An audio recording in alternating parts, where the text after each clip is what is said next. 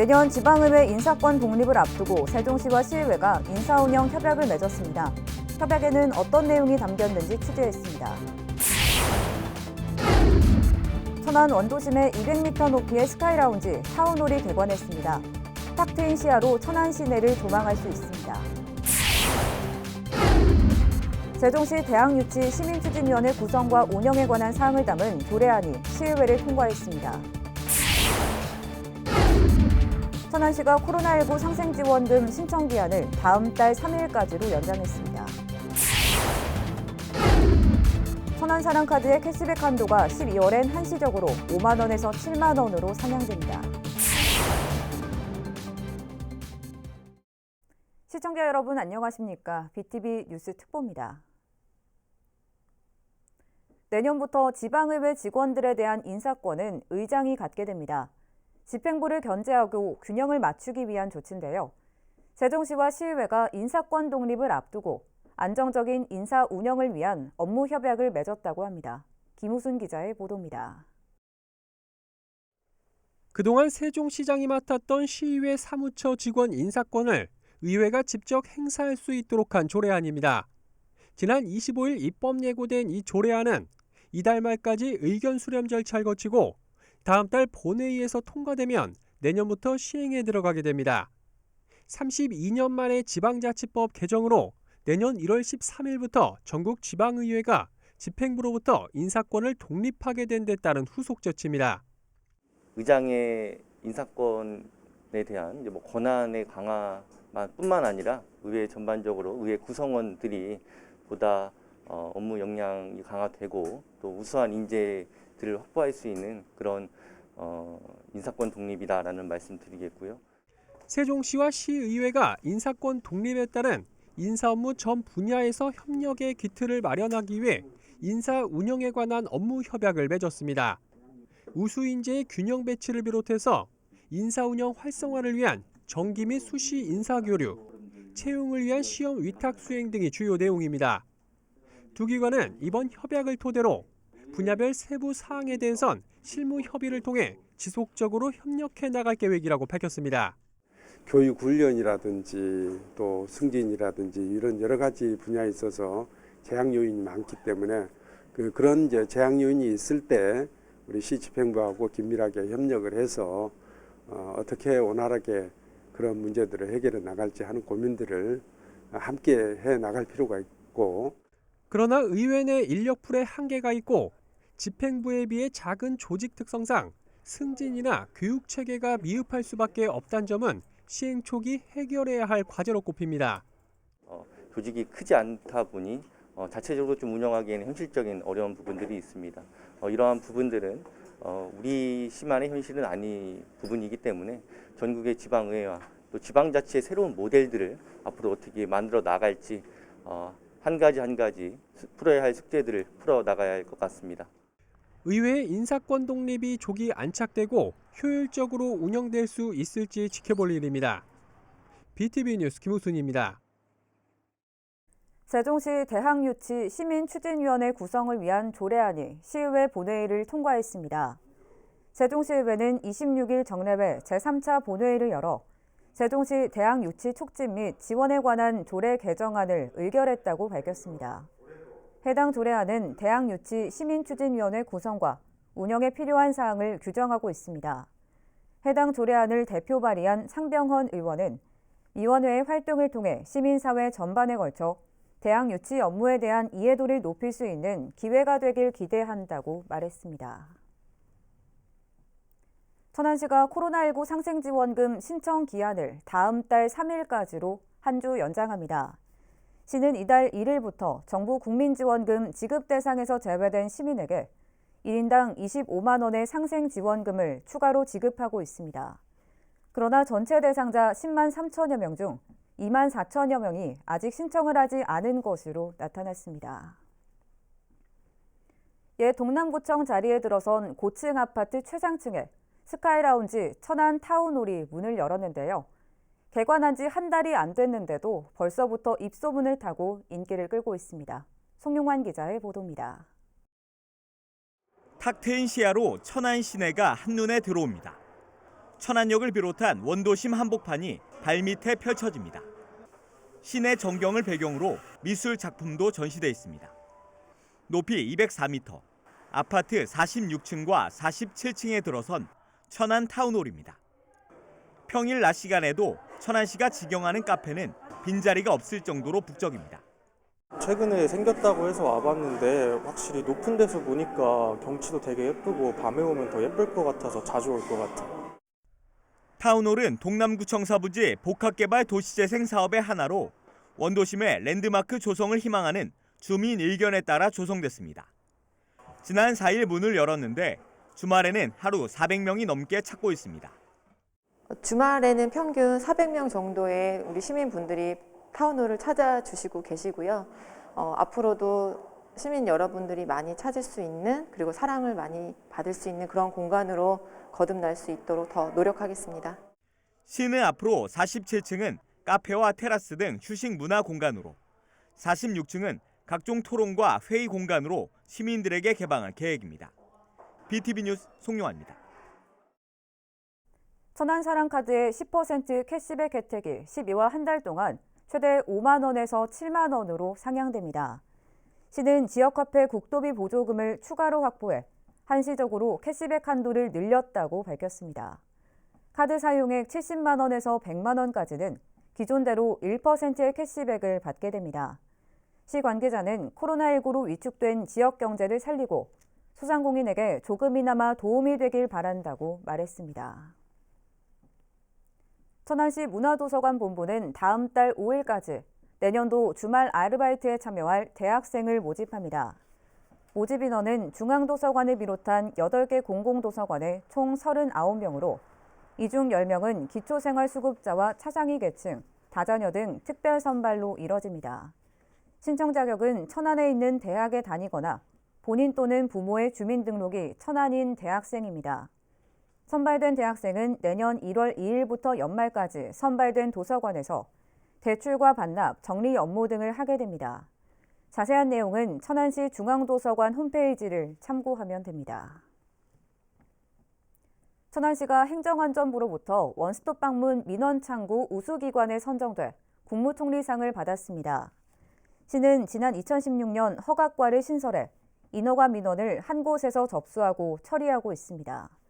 기존에는 개발 행위와 농지 전용, 산지 전용, 도로 점용 등을 하려면 각 부서를 방문해 신청해야 했지만 현재는 허가과만 방문하면 처리가 가능합니다.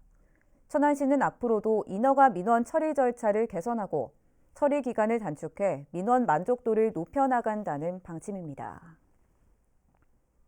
날씨가 부쩍 추워지면서 각 가정마다 난방용품 사용이 늘고 있는데요.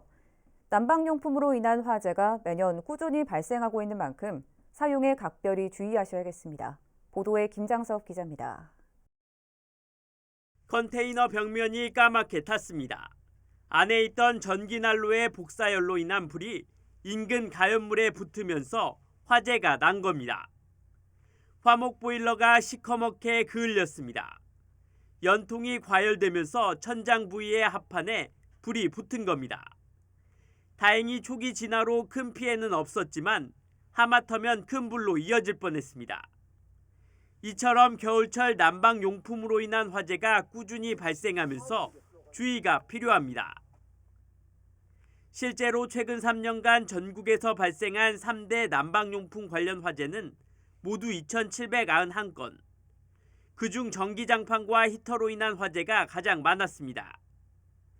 난방용품 화재를 줄이기 위해서는 전기 난방기의 경우 KC 안전인증을 받은 제품을 사용하고 불이 옮겨 붙기 쉬운 이불 등 가연물을 주변에 둬서는 안 됩니다. 전기 장판의 경우 접힌 채 보관하거나 사용하지 않도록 주의가 필요합니다. 또한 한두 시간 사용 후 10분 정도 꺼두고 문어발 시 콘센트 사용은 금물입니다. 온열 기구를 장시간 사용 시에는 중간중간 쉬는 시간을 가지는 것이 중요합니다. 또한 사용하지 않거나 외출 시에는 반드시 전원을 차단하고 콘센트까지 꼽는 것을 습관화해야 합니다. 동파 방지를 위한 전기열선은 수시로 손상 여부를 확인하고 과열 차단 장치가 있는 것을 사용해야 합니다. 아울러 화목 보일러의 경우 인근에 가연물을 쌓아놓지 말고 3개월에 한 번씩 연통 청소를 해주는 것이 좋습니다. 겨울철 꼭 필요한 난방용품. 안전 점검과 사용 수칙 준수만이 화재를 예방할 수 있습니다. BTV 뉴스 김장섭입니다. 세종시 선거관리위원회가 제20대 대통령 선거를 앞두고 공명선거 추진활동 협업사업을 공모합니다.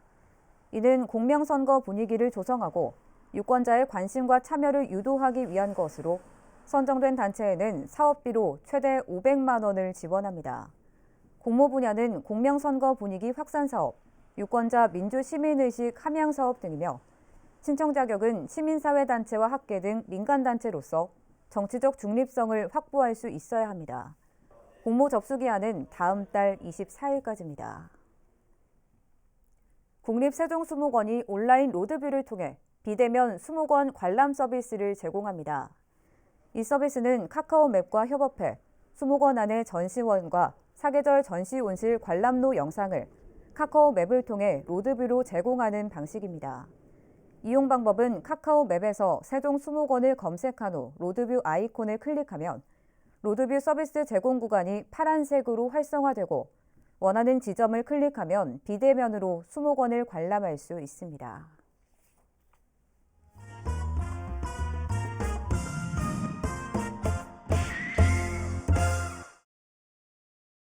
우리 지역의 부동산 관련 정보를 점검해보는 부동산 포커스 시간입니다.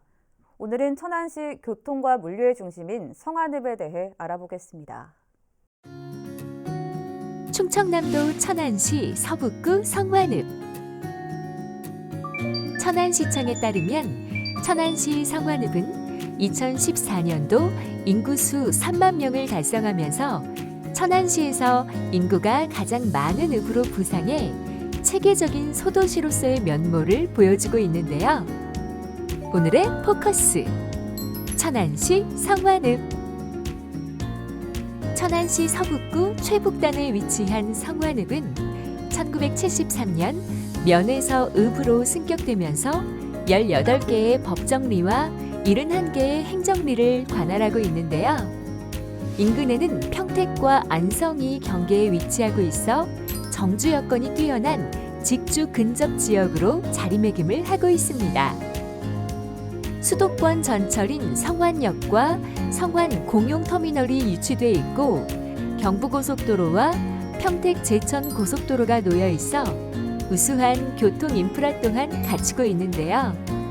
이 외에도 서울 세종 고속도로, 평택 천안 고속도로가 개통 예정에 있어 천안의 교통과 물류의 요충지 역할을 톡톡히 해내고 있습니다.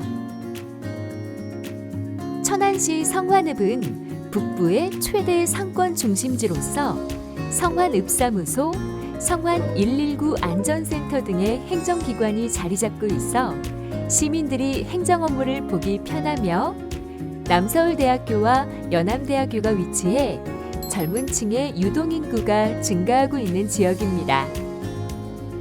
또한 농업 생산 기반 시설로 조성된 매주 저수지와 성완 도서관, 성완 문화회관 등이 유치돼 있어 시민들의 여가, 문화적 환경이 잘 갖춰져 있는 비교 행정 지역으로서의 면모를 보여주고 있습니다.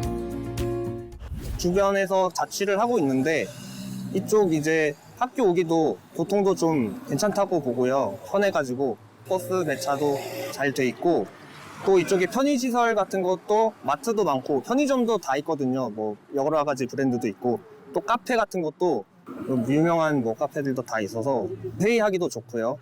네, 그리고 학생들이 좀 편하게 먹을 수 있는 그런 음식점들도 상당히 잘 돼 있어가지고 학교 다니기도 좋고 성완역이나 성완터미널 또 이렇게 뭐 교통도 뭐 괜찮은 지역이라고 생각합니다. 천안시 서북구 성완읍에 알아두면 좋은 부동산 정보 무엇이 있을까요? 천안시 서북구 성완읍은 천안에서 인구가 많은 읍 중 하나로서 상권 역시 잘 발달된 지역인데요. 아산, 평택, 안성과 경계를 이루고 있는 교통과 물류 요충지로서 지리적 이점을 가지고 있는 곳입니다. 먼저 천안시 성완읍의 현재 아파트 월 평균 거래량을 보시면 매매는 24건 중 거래량 3건으로 거래 비율이 12.5%이고 전세는 18건 중 거래량 1건으로 전세 거래 비율은 5.6%입니다. 성완읍의 아파트 평균 시세로는 3.3제곱미터당 매매는 422만 원, 전세는 312만 원으로 전세율은 74%입니다. 인근에 위치한 입장면과 함께 비교해 보시면 입장면의 아파트 월 평균 거래량은 매매는 8건 중 거래량 0건으로 거래 비율이 0%이며 전세는 6건 중 거래량 0건으로 매매와 마찬가지로 거래 비율이 0%가 되겠습니다. 입장면의 아파트 평균 시세로는 3.3제곱미터당 매매는 310만 원, 전세는 223만 원이며 전세율은 72%입니다. 천안시 성완읍은 성완 중축장이 이전을 확정하면서 천안 북부 BRT 산업단지가 2021년 착공을 시작하여 2024년 준공 예정이 있는데요. 이로 인하여 수도권 신설역인 복무역과 매주역이 추진 예정이 있습니다. 또한 성완읍은 평택, 천안 고속도로 착공과 성완지구 택지개발 사업 등 각종 호재들로 인하여 유동인구가 증가하고 천안의 최첨단 제조 혁신파크로 재탄생될 것으로 예상됩니다. 사통팔달의 물류 교통 중심지인 천안시 성완읍. 도농 복합도시로의 행보를 기대합니다.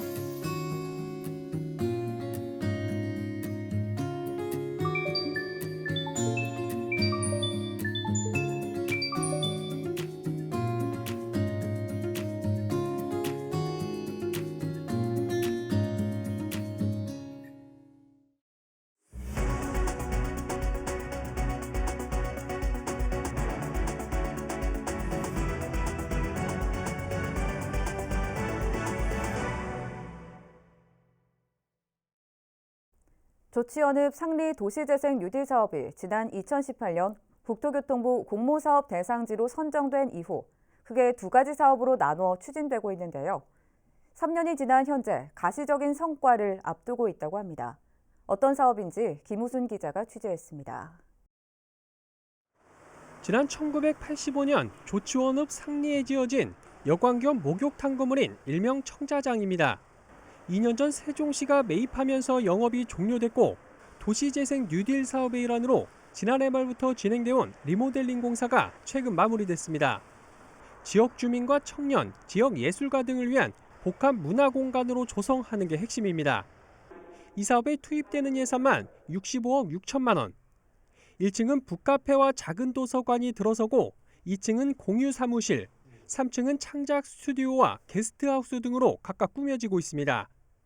내부 인테리어 공사와 물품 배치를 마치면 다음 달부터 정식 운영이 가능할 전망입니다.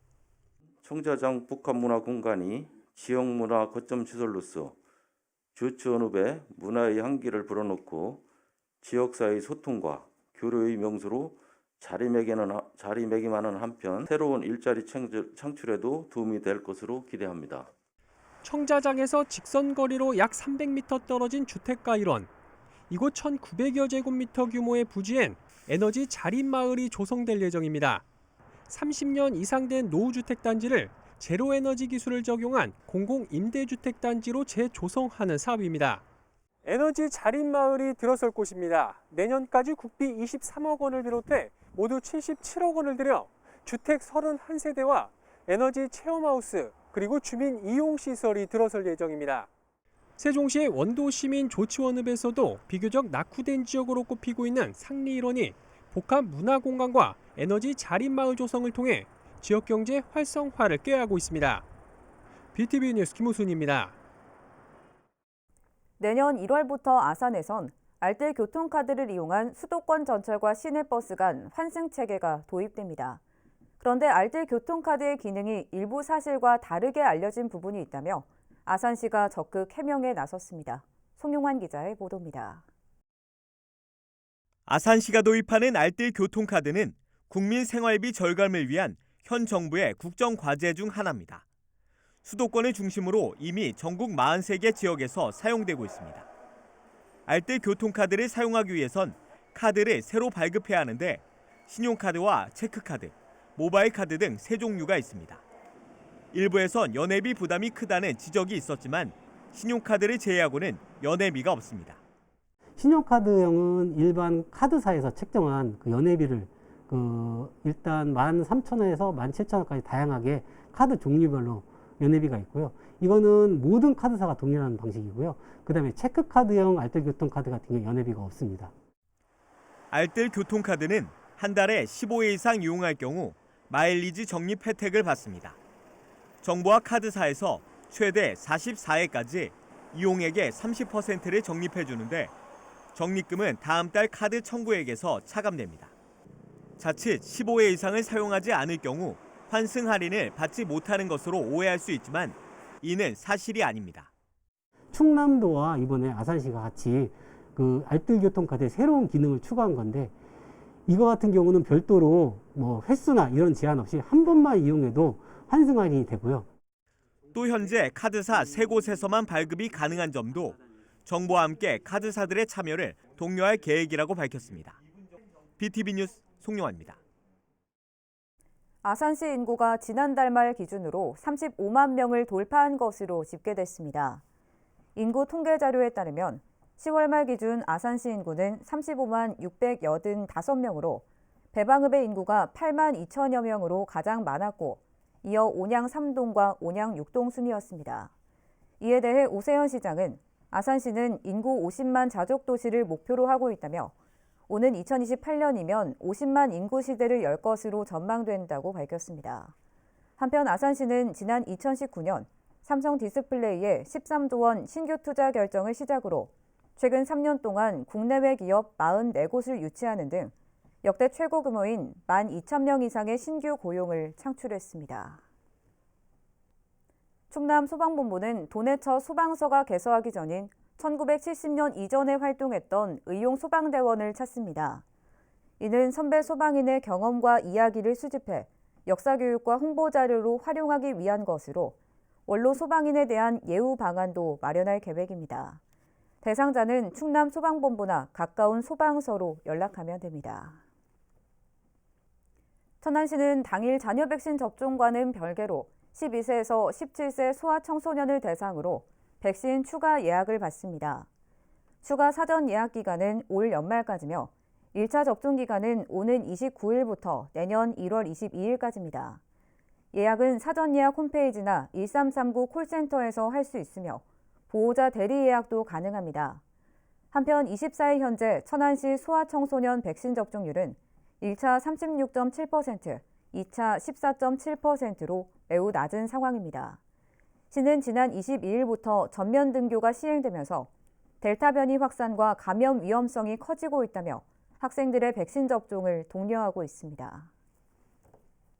이어서 우리 지역 구인 구직 정보를 알려드립니다.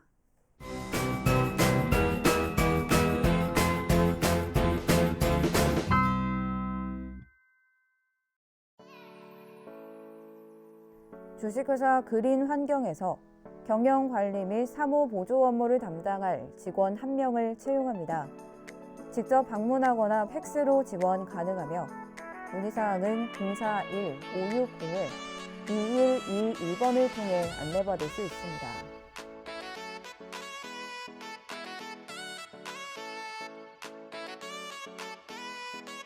이세복 세무회계사무소에서 세무회계사무원 1명을 채용합니다.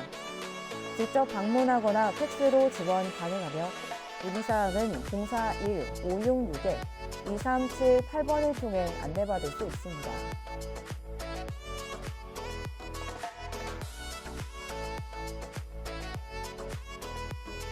주식회사 대왕 플랜트에서 단순 사상원 2명을 채용합니다. 직접 방문하거나 이메일로 지원 가능하며 문의사항은 041-554-1820번을 통해 안내받을 수 있습니다.